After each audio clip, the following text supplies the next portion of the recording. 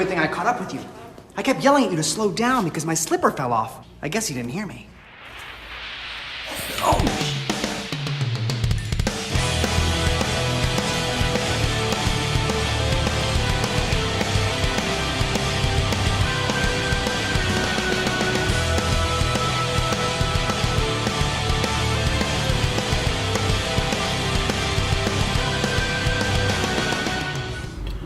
Alright guys, because you know I can't go a day without buying a new animal.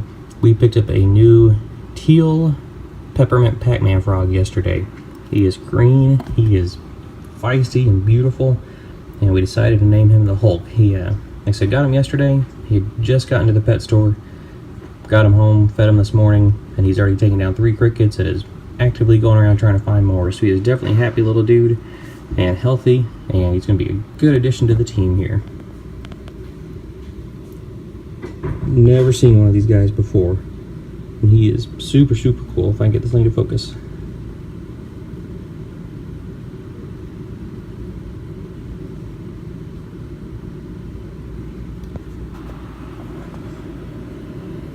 But that is the Hulk.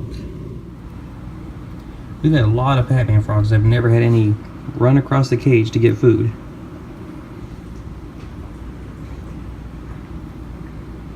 What's the matter, Bane? Bat got your tongue? You might be laughing now, you scoundrel, but wait until I unleash my flim-flam. Your what? These! Flim-flam! Go sit in the Batmobile and wait there. Oh, I got you, Batman. The old sit and wait. All part of the plan. Alright, you guys know I'm horrible about blaming my kids for stuff, but in my defense, my daughter has been asking for some mountain horn dragons for over a year. She saw them in a pet store and fell in love. And so I saw these guys at the reptile show and I could not say no. They're just really cool. These guys haven't been handled at all or messed with, and they will kind of jump a little bit and try and run. But other than that, that's it. They don't bite, they don't slap you with a tail, they don't claw you. They're super easy to take care of. This is our little girl, and we have a male back there in the back. And they are best buddies. It worked out really well. I built a custom backdrop for them out of cork and then some bamboo plants. I put them all together, 3 pieces, and then stood them all up. Have a plant in the bottom that's not doing well, but we're going to replace that and put a waterfall in here. Evidently they are somewhat intelligent, but they have the thing kind of like the some of the tree boas have, where they don't understand what water is for, so they will not drink it unless it has a bubbler in it or unless there's a fountain. So these are our 2 new mountain horn lizards or mountain horn dragons, and evidently there's like 10 different species of these guys or subspecies, and so these are one of the more common ones that are available in the pet trade. But these guys are super cool. People always give me a hard time about my animals and about them being spoiled, and I always say that their needs are well met, but I am pretty sure that this dog has reached a new level of low and lazy. He's too lazy to get off of his butt and come and play with me, so he's going to drag my hand into his mouth so he can gnaw on me. It's a rough life. Don't fall asleep. Don't fall asleep. Alright guys, other cool one we got. You know I'm a sucker for the cute ones, especially for little leopards. Pick this girl up, and she is super cool.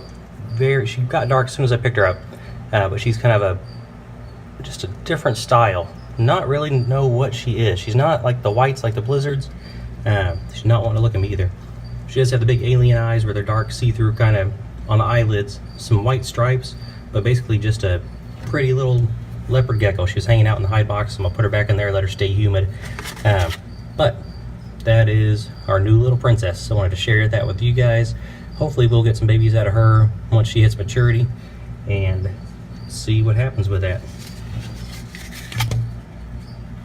But she is beautiful, good temperament. She's a leopard, so they're always happy for the most part.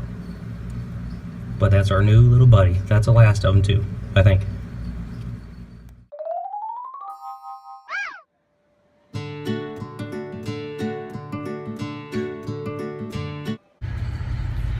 Alright guys, had a really cool conversation with a lady this morning, and this is totally random and totally just not something you would expect to find in a place like this. But lady is super, super cool, someone that I have a lot of respect for, a lot of love for, and she jokingly said that you can't be unhappy when you're holding something covered in sprinkles. And she absolutely nailed it. Like, there's no better way to put that. You can't be unhappy if you're holding a donut covered in sprinkles or a cupcake covered in sprinkles or whatever it is. If it's covered in sprinkles, you got to be happy.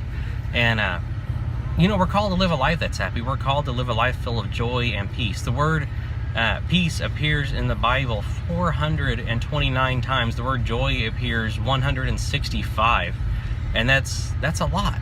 You know, you think about how many pages, how many scriptures, how many different things are in there, and 429 times we're told to be at peace. 165 we're told to have joy and love and compassion. All those other ones are up there too, and they all overlap somewhat. And so I just kind of think about that today. Whatever it is that you guys have to do, whatever it is you need to find that peace and that joy, know that it is a gift from God. And find delight in the small things, whether it's playing in alligator poo like I talked about a few weeks ago, or whether it's getting a donut with sprinkles on it. Whatever you have to do to make yourself happy, as long as it doesn't go against God's word or God's will, obviously. Yeah, just do whatever you can do to find the joy in your life, because it is there, and it is a true gift from God. Don't let anybody steal it. I did a cool lesson over the weekend about forgiveness, and I talked about my big snake, my big retic, after she bit me a few weeks ago. And I said we can either choose to focus on the pain, or I can choose to look at the potential and the beauty and who she is and what she can do. And it's the same way God looks at us when we screw up. He forgives us and says, man, you screwed up, but you're beautiful, you are special, you are wonderful, and there's so much potential I see in you. And so when we forgive and when we look at things the way God looks at us, that joy and that peace can push through, and nobody can bring us down. It's not worth holding onto a grudge. It's not worth being unhappy. It's not worth holding that poison inside of you and making yourself miserable just because you'd rather be upset with someone else. So I encourage you this week to go and find your peace, find your joy, and if there's somebody standing in the way of that because you haven't forgiven them, forgive them. It is easier said than done, but forgive them, move on, and have an absolutely wonderful and blessed life. I love you guys very much. If I can ever do anything for you, please feel free to reach out.